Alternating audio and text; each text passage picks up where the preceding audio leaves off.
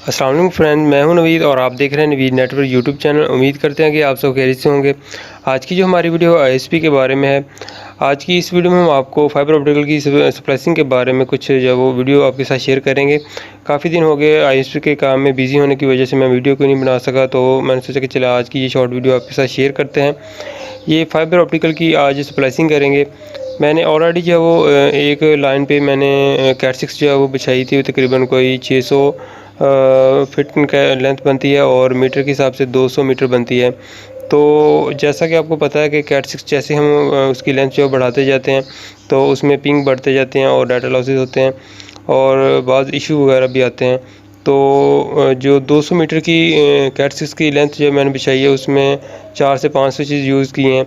तो उसमें जो मैंने एक अलग से जो है वो फाइबर ऑप्टिकल की केबल जो है वो बिछानी है तकरीबन कोई 200 मीटर की।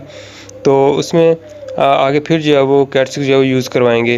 तो इसमें यह है कि दरमियान में कोई हमें पॉइंट भी नहीं छोड़ना पड़ेगा। ये 2 कोर केबल जो है इस्तेमाल की है फाइबर ऑप्टिकल की।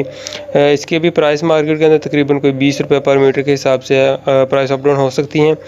और इसमें कैट 6 जो है वो भी ऑलरेडी वर्क कर रही है। तो मैंने ये जो फाइबर ऑप्टिकल की 2 कोर केबल है ये अलग से जो है इसकी लेंथ डालनी है। इसमें बाद यूज़र को तो ऑलरेडी पता होगा, लेकिन मैंने सिर्फ उन यूज़र के लिए बताया है जो कि ये नहीं जानते कि कैट 6 जैसे जैसे आप आगे उसकी लेंथ बढ़ाते जाते हैं तो डाटा लॉसेस भी होते हैं, पिंग भी बढ़ते हैं। तो आप ऐसा किया करें कि जहाँ पर आपकी लेंथ जो है वो कैट 6 की बढ़ जाए वहाँ पर आप अलग से जो है वो एक फाइबर ऑप्टिकल की लेंथ जो है वो डाल दें और आगे जाकर फिर जो है आप कैट 6 यूज़ करवा दें। फाइबर ऑप्टिकल को जो है वो यूज़ करवाने में तो बहुत अच्छी है, लेकिन इसकी स्प्लाइसिंग के ऊपर आकर फिर जो है वो हम इसमें वर्क नहीं करते, क्योंकि इसकी स्प्लाइसिंग जो है वो आम सी बात नहीं है। तो आज की इस वीडियो को आप एंड तक ज़रूर देखिएगा। दुआ में याद रखिएगा। अल्लाह हाफिज़।